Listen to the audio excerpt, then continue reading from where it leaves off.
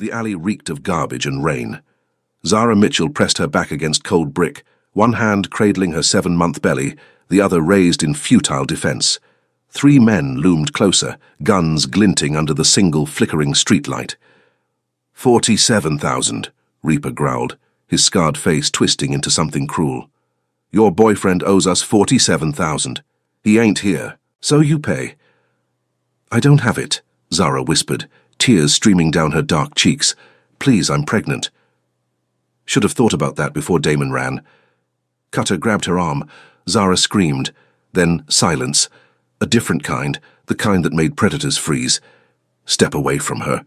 The voice came from the shadows, calm as death itself. A man emerged into the light, tall, broad-shouldered, white shirt open at the collar revealing dark ink curling up his neck. His eyes were black glass. Reaper laughed nervously. This ain't your business. The man's gaze never left Zara. When he spoke, his voice was velvet over steel. Close your eyes, and don't open them until I tell you. Zara's hands shook as she squeezed her eyes shut. Her heart hammered against her ribs so hard she thought it might crack them. The baby kicked, sensing her terror. Silence stretched. Then, movement, fast, brutal. She heard impact, a choked gasp, the clatter of metal on pavement. No gunshots, just awful, efficient violence that lasted maybe 40 seconds. Then nothing. You can open them now. Zara's eyes flew open.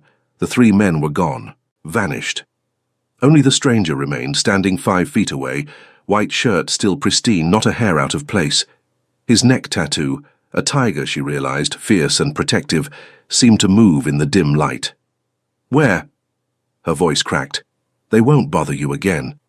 He tilted his head, studying her with unnerving intensity. You're hurt. She looked down. Blood trickled from where Cutter had grabbed her arm, nails breaking skin. It's nothing. It's not nothing. He pulled out his phone, never taking his eyes off her. Jay, corner of 5th and Vermont. Bring the car. Wait, Zara breathed, panic rising. I can't. How far along? The question caught her off guard. What? Your pregnancy. How far? 7 months. Why does that...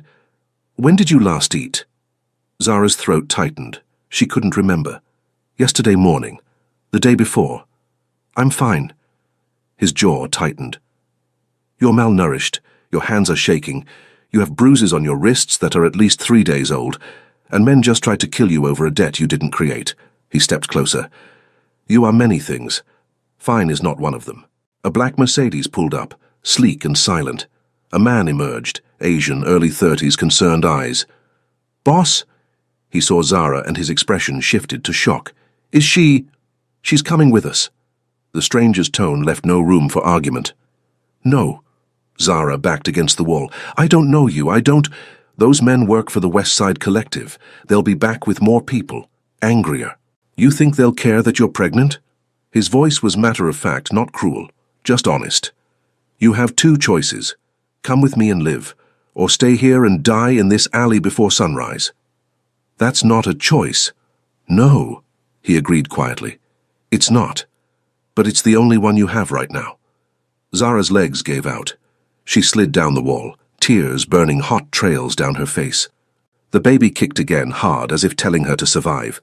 The stranger crouched in front of her, careful to maintain distance. Up close she could see his face clearly. Sharp cheekbones, a mouth that probably never smiled, eyes that had seen too much death. But his voice, when he spoke, was surprisingly gentle. My name is Tay. I can keep you safe. Both of you. His gaze dropped to her belly. But only if you trust me. Why? The word came out broken. Why would you help me? Something flickered across his face. For just a second, the mask cracked, and she saw something raw underneath. Because no one helped me when I needed it most. He stood, extending his hand. Zara stared at it. Masculine, scarred knuckles, surprisingly elegant fingers. The hand of someone who had killed tonight, who would kill again. The hand of someone offering her life. She took it. His car smelled like leather and something expensive she couldn't name. Zara sat in the back, Tay beside her, the driver, Jay, navigating through late-night Los Angeles with practiced ease. Where are we going? Her voice sounded small. Somewhere safe. That's not an answer. Tay's lips almost curved. Almost. No, it's not. They drove through Koreatown, neon signs bleeding color into rain-slicked streets, past closed shops and late-night restaurants, deeper into a neighborhood that felt both foreign and strangely welcoming. The car stopped in front of a modern building, all glass and steel reaching toward the dark sky. Top floor is secure, Jay said quietly. Ghost is waiting. Tay nodded, then turned to Zara. There's a doctor upstairs. He needs to examine you, make sure the baby's okay. Fresh panic spiked. I can't afford... I'm not asking you to pay. I don't want your charity. Now his mouth did curve just slightly. It's not charity, it's investment. I don't save people just to let them die of neglect. The penthouse was stunning, floor-to-ceiling windows overlooking the glittering city. Minimalist furniture in blacks and greys, art that probably cost more than Zara had earned in her entire life. She felt utterly out of place in her stained thrift store dress and broken shoes. A man approached, late 30s, Korean, wire-rimmed glasses, carrying a medical bag. I'm Lucas. Most people call me Ghost. His smile was kind. Let's make sure you and baby are healthy, yeah? Zara nodded mutely. Tay disappeared into another room, while Ghost examined her in what appeared to be a guest bedroom. He was thorough but gentle. Asking questions, she answered mechanically. You're dehydrated and malnourished, Ghost said finally, his voice carefully neutral. The baby's heartbeat is strong, but you're both under stress. When did you last have prenatal care? 3 months ago, before I lost my job, before Damon... She couldn't finish. Ghost squeezed her hand. You're safe now. Tay doesn't make empty promises. Who is he? Ghost's expression shuttered. Someone who keeps people safe. That's all you need to know tonight. When Ghost left, Zara found herself alone in a bedroom bigger than the studio apartment she'd been evicted from last month. A door opened. Tay entered carrying a tray. Eat, he said simply, setting it on the nightstand. Rice, some kind of soup, kimchi, tea. Her stomach clenched with hunger so fierce it hurt. I don't... If you say you don't need charity one more time, I'm going to think you're not very intelligent. His tone was dry. You're pregnant and starving. Eat the food. Zara bristled. You can't just order me. I can. I did. Eat. Their eyes locked. His were unreadable, hers furious, but her hands betrayed her, reaching for the soup before pride could stop them. She ate. He watched. Neither spoke. When she finally finished, he stood. Sleep. Tomorrow we'll discuss what happens next. What does happen next? Tay paused at the door, his profile sharp against the hallway light. That depends on you. Then he was gone, leaving Zara alone with a full stomach, a soft bed, and absolutely no idea what she'd just walked into. Zara woke to sunlight streaming through floor-to-ceiling windows. For a moment, she forgot where she was. Then memory crashed back. The alley, the men, Tay's calm voice telling her to close her eyes. She sat up too fast. The room spun. A knock. You decent? Tay's voice muffled through the door. Yes. He entered carrying another tray. Coffee this time, she could smell it, and something that made her mouth water. Pancakes, eggs, fruit. You're trying to fatten me up, she muttered. You're growing a human, you need calories. He set the tray down. How do you feel? Confused, scared, grateful. She met his eyes. Suspicious. Good, you should be suspicious. Tay sat in the chair across from the bed, maintaining distance. We need to talk about your situation. My situation. Damon Reed, your ex-boyfriend. He owes money to 7 different organizations. The West Side Collective is the least of your problems. Zara's blood ran cold. 7? Gambling debts, loan sharks, drug fronts. He's been using your name, your credit, your address. As far as they're concerned, you're equally responsible. But I didn't. Doesn't matter, you live together, that makes you collateral. She felt sick. How much total? Just over 200,000.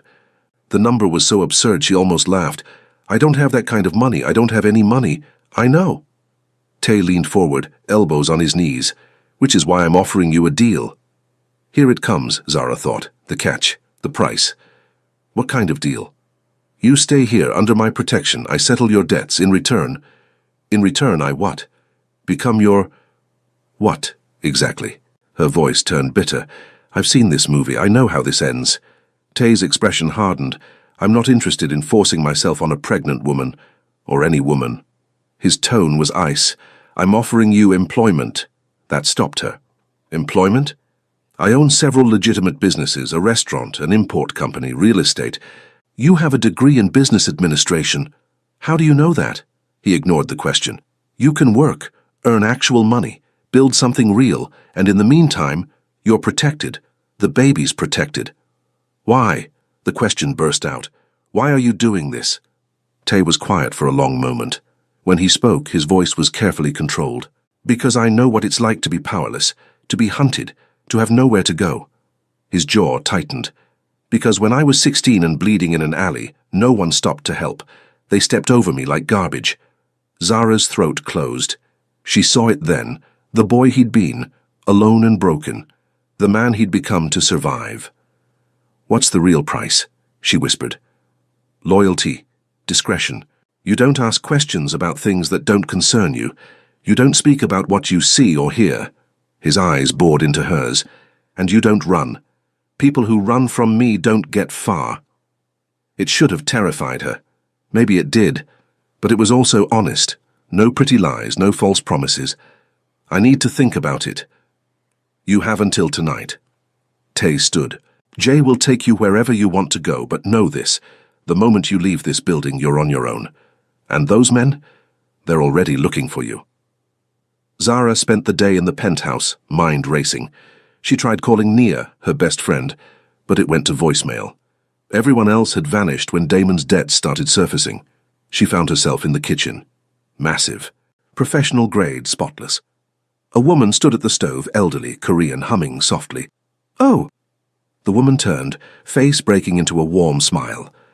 You must be Zara. I'm Mrs. Han. I cook for Thai.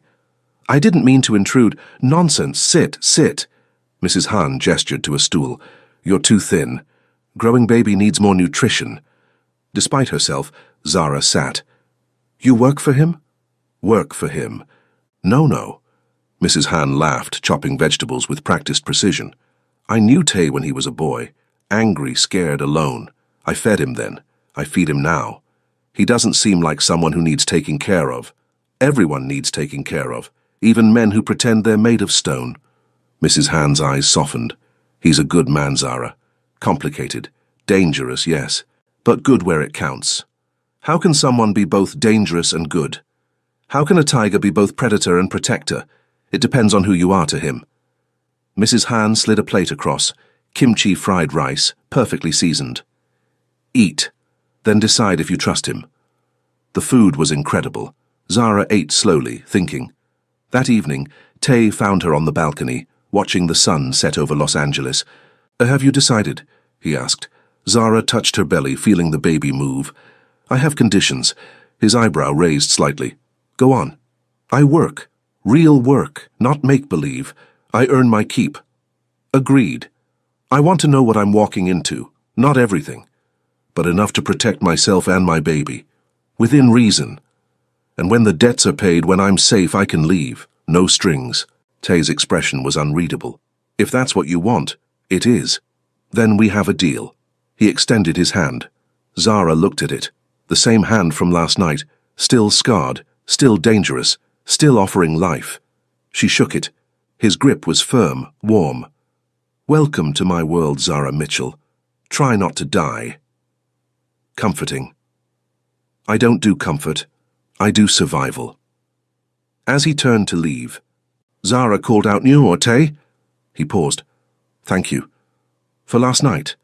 For this. He looked back, face shadowed in the fading light. Don't thank me yet. You don't know what you've agreed to. But there was something in his voice, almost like regret, almost like warning, almost like he was already in deeper than he'd planned to be. 3 weeks passed in a strange new rhythm. Zara worked mornings at Tay's restaurant, Mrs. Han's place actually. Though Tay owned the building, she handled inventory, managed suppliers, learned the business from the inside out. She was good at it. Better than good. You have a mind for this, Mrs. Han said one afternoon, reviewing Zara's reorganized ordering system. Tay was right about you. He talks about me. Mrs. Han's smile was knowing. He watches. That's how he talks. Zara had noticed. Tay was always there, not hovering but present. Morning coffee appeared before she asked. Her favorite foods showed up at dinner. When her feet swelled, a footstool materialized. He never made a fuss, never drew attention. He just noticed, but he kept distance. Always professional, always controlled. It was driving her crazy. "You're staring," Nia said during her first visit to the penthouse. Her best friend sat across from her, eyes narrowed with concern. "At him. You're staring at him." "I am not—" "Girl, please. I saw how you looked when he walked through." Nia leaned forward. "Be careful. Men like that, they're dangerous. He saved my life. And now you're living in his house, working in his business, under his protection. That's not salvation, Zara, that's ownership." The words stung, because part of her wondered if Nia was right. That night, Zara found Ty in his office, a room she'd been told was off limits. The door was cracked open. She knocked softly. "Come in." He sat behind a massive desk, shirt sleeves rolled up, tattoo visible, papers spread before him. He looked tired, human. "I wanted to talk," Zara said. "So talk.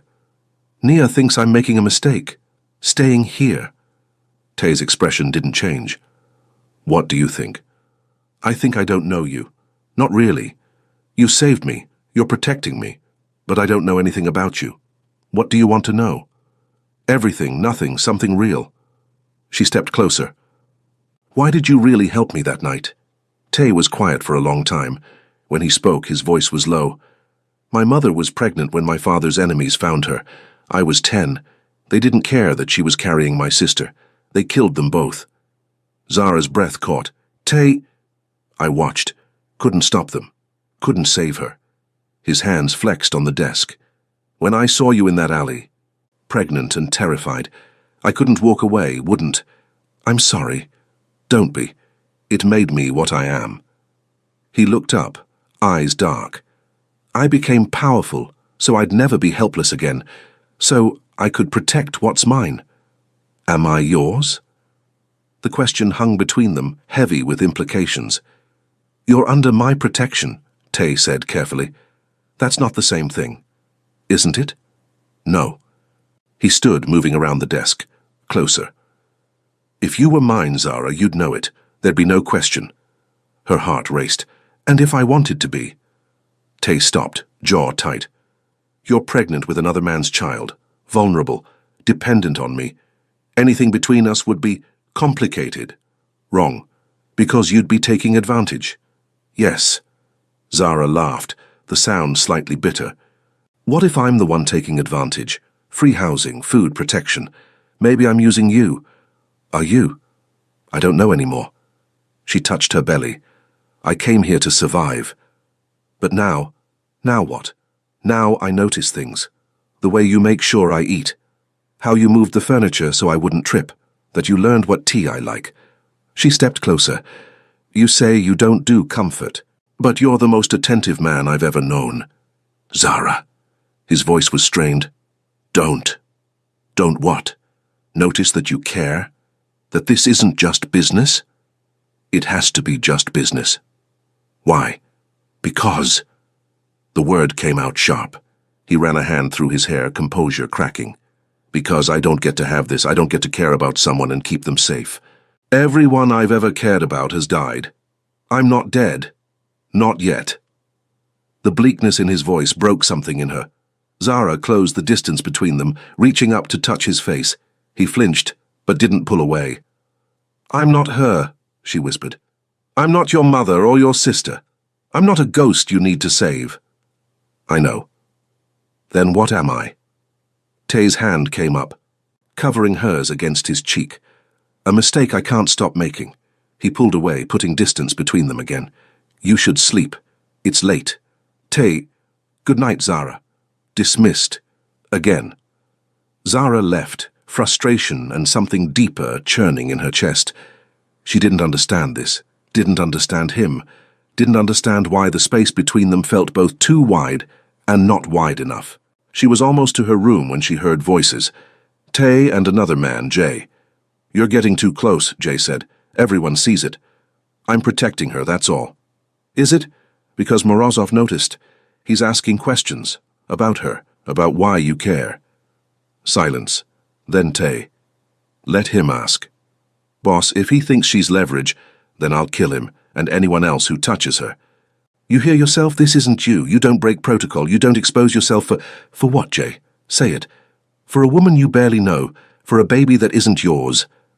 Another silence. Longer. I know, Tay said finally, voice raw. I know it's stupid, dangerous, everything I've worked for, risked. But when I look at her... He didn't finish. Zara pressed her hand to her mouth, heart thundering. She wasn't the only one falling, and that terrified her more than any threat could. The illusion of safety shattered on a Tuesday. Zara was at the restaurant, reviewing invoices in the back office, when the front door chimed. She glanced up through the window and froze. Damon. He looked worse than she remembered, thinner, eyes sunken, desperate. He scanned the restaurant, gaze landing on her. Zara, he started toward the back. Mrs. Hahn stepped in his path. We're closed for private event. That's my girlfriend. I need to talk to her. I'm not your girlfriend, Zara said, emerging despite her shaking hands. Leave, Damon. Baby, please, I know I messed up.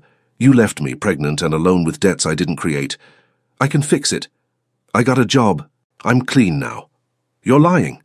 She could see it in his eyes. The same desperation that had drained their bank account, pawned her grandmother's ring, stolen from her purse. Damon's face hardened. You think you're better than me now? Living in some rich guy's penthouse? Ice slid down her spine. How did you... I know things. I know you're shacked up with some Korean gangster. I know he's been paying off my debts. They weren't your debts. You made me responsible, and now you're responsible for opening your legs for... Damon's words cut off with a choked sound. Tay stood behind him, hand gripping Damon's shoulder with crushing force. Finish that sentence, Tay said quietly. Please. Damon went white. Up close, there was no mistaking what Tay was. Power radiated from him like heat. I wasn't... You were. Tay's voice was conversational, almost pleasant. You were about to disrespect the mother of your child in my establishment. I'm giving you a chance to apologize. I'm sorry, okay? Tay looked at Zara. Do you accept his apology? She wanted to say yes, to defuse the situation. But rage rose hot in her throat, months of betrayal, fear, abandonment. No. Tay smiled. It was terrifying. Then we have a problem. Boss? Jay appeared in the doorway. Morozov's men are outside. Tay's expression went blank. How many? 4 cars. Get her upstairs now. I'm not leaving, Zara started. This isn't a discussion. Tay's eyes met hers, and she saw something that made her blood freeze. Fear. Not for himself. For her. Jay, take her and Mrs. Han. Back entrance. Don't stop until you reach the safe house. What about you? I'll handle this. Tay... He cupped her face, the gesture so sudden and tender it stole her breath. Trust me, please. Then he was gone, striding toward the front entrance. Jay grabbed her arm. We have to move. Everything happened too fast. Jay hustled them through the kitchen, Mrs. Han surprisingly quick for her age. They burst into the alley. Gunfire erupted. Zara screamed. Jay shoved them behind a dumpster, gun already in his hand. Stay down! More shots, shouting in Russian. Zara clutched Mrs. Han, heart hammering, the baby kicking frantically inside her. Then silence. Footsteps. Slow, deliberate. A man appeared at the alley entrance. 50s, grey hair, cold smile. Hello, Miss Mitchell. I'm Nikolai Morozov. We need to talk about your boyfriend. He's not... Tay Choi is many things. Subtle is not one of them. Morozov stepped closer. Did you know he killed 17 of my men last month, over a territory dispute? Zara's mouth went dry. Now he's protecting you. A pregnant stranger, very uncharacteristic. Morozov tilted his head. Which makes you valuable. Jay moved, but 3 guns cocked simultaneously. Drop it. Jay's jaw clenched, but he lowered his weapon. Morozov smiled. Smart. Now, Miss Mitchell, here's what's going to happen. A gunshot cracked. Morozov's man to the left dropped. Chaos exploded. Jay grabbed his gun, returning fire. Mrs. Han pulled Zara deeper into cover. Through the smoke and noise, Zara saw him. Tay moved like violence personified, fluid, precise, lethal. He wasn't shooting wildly. Every bullet found its mark. Every movement was calculated. He was beautiful and terrifying. Morozov retreated, shouting orders in Russian. His men tried to regroup, but Tay was already there, appearing from impossible angles. In 90 seconds it was over. Morozov's men fled. The Russian boss himself vanished into a waiting car, tires squealing. Tay lowered his gun, breathing hard. Blood splattered his white shirt, not his own. His eyes found Zara. "Are you hurt?" She shook her head, unable to speak. He crossed to her in 3 strides, hands running over her arms, her face, her belly. "The baby? Fine, we're fine." Tay's forehead dropped to hers just for a second, a moment of pure relief. Then the mask slammed back into place. He turned to Jay. "Clean this up. I want surveillance footage from every camera within 3 blocks. Boss, they know about her now." "I know." Tay's voice was granite, "which means we escalate." That night, the penthouse felt like a cage. Tay paced his office, phone pressed to his ear, barking orders in Korean. Zara sat curled on the couch, hands wrapped around tea she couldn't taste. Nia had been right. This wasn't salvation. This was war. And she was the ammunition. When Tay finally emerged, he looked exhausted. "We need to talk about relocating you." "Where?" "Seattle. I have a safe house. My sister lives there." "No." Zara stood. "I'm not running again." "Zara, this isn't up for debate." "You're right, it's not." She faced him, chin raised. "I'm staying. Whatever this is, whatever's coming, I'm staying." "You don't understand what you're—" "Then explain it to me." Her voice rose. "Stop protecting me from the truth and just tell me." Tay stared at her. Then slowly, he nodded. "Sit down. This is going to take a while." And for the first time he told her everything. The world she'd stepped into was darker than she'd imagined, but she didn't run. 2 months passed. Zara's belly grew round and heavy. The baby, a boy, Ghost confirmed, was healthy despite everything. She learned Tay's world from the inside, the legitimate businesses that funded the illegitimate ones. The network of loyalty and fear that kept his empire running, the enemies circling like sharks. And she learned him, how he took his coffee, black, 2 sugars, only in the morning, how he switched to Korean when stressed, how his left hand flexed when he was thinking about violence, how he never slept more than 4 hours, how every decision was calculated to protect the people under his care, how he looked at her when he thought she wasn't watching. They didn't talk about it. The tension stretched taut between them, a wire ready to snap. Until the night everything changed. Zara woke to wetness. For a moment, she thought she'd wet herself, embarrassing but normal at 9 months. Then pain ripped through her abdomen, contractions, 3 weeks early. "Tay!" Her voice came out strangled. He was there in seconds, taking one look before springing into action. "Ghost is in surgery. We're taking you to Cedars-Sinai." "The hospital? But—" "No arguments. Jay." The drive was a blur of pain and fear. Tay held her hand the entire time, murmuring in Korean, words she didn't understand but somehow found comforting. They burst into the emergency entrance. Nurses descended, whisking her onto a gurney. "Sir, are you the father?" one asked Tay. He hesitated for half a second. "Yes." Zara's eyes met his. He squeezed her hand. Labor was long, brutal, terrifying. But Tay never left. He held her hand through every contraction, let her scream at him, wiped her face with cool cloths. "I can't do this," Zara sobbed during hour 7. "You can. You are." "I'm so scared." "I know." He pressed his lips to her forehead. "But you're the strongest person I've ever met, and I'm not leaving." 18 hours after it started, Isaiah Tay Mitchell entered the world screaming. They placed him on Zara's chest, tiny, perfect, alive. She burst into tears. Tay stood frozen, staring at the baby with an expression she'd never seen. Wonder, terror, something raw and aching. "Do you want to hold him?" the nurse asked. His voice cracked. "I don't know how. I'll show you." Zara watched Tay take her son. his hands so careful, like Isaiah was made of glass. The baby quieted, dark eyes blinking up at him. "Hello," Tay whispered. I'm going to keep you safe. Both of you. I promise." Something in Zara's chest cracked wide open. This man. This dangerous, complicated, impossible man. She was in love with him. They stayed in the hospital 3 days. Tay never went home. He slept in the chair beside her bed, woke for every feeding, learned to change diapers with the same focused intensity he applied to everything. On the second night, while Zara nursed Isaiah, Tay spoke quietly. "I need to tell you something." Her heart seized. "Okay." "Morozov made a move while you were in labor. Hit one of my warehouses." His jaw tightened. "Jay wants to retaliate. Hard. But retaliation means war. Full scale. And war means you and Isaiah become bigger targets." Zara's arms tightened around her son. "What are you saying?" "I'm saying..." Tay looked at her, eyes dark with conflict. "I'm saying maybe Jay was right. Maybe I should send you away, somewhere Morozov can't reach." "No." "Zara, no." She met his gaze steadily. "I told you I wasn't running. I meant it. This isn't about running.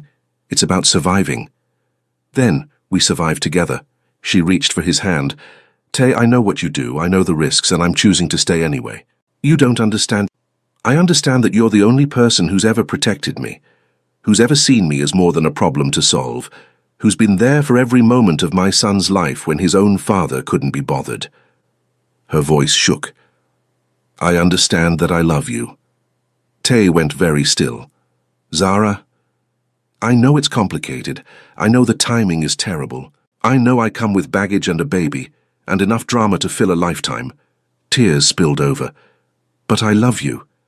And I think you might love me too." "I do." The words came out hoarse. "God help me, I do. Since the moment I saw you protecting your belly, even while those men were threatening your life. Since you demanded to work instead of accepting charity. Since you looked at my world and didn't flinch."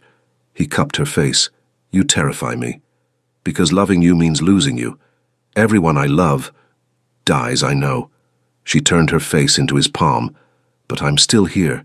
We're still here." Tay's thumb brushed her tears. If we do this, there's no going back. You'll be mine completely. And I don't share. I don't compromise. I don't..." Zara kissed him. For a moment he froze.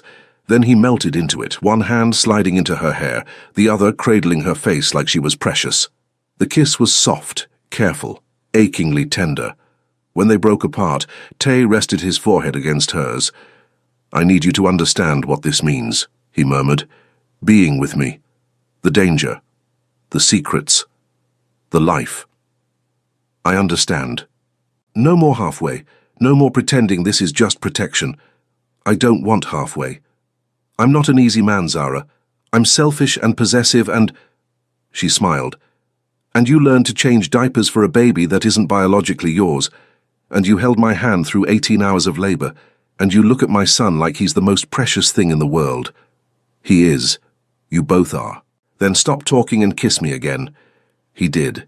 Isaiah slept peacefully between them, unaware that his mother had just chosen a beautiful, dangerous future.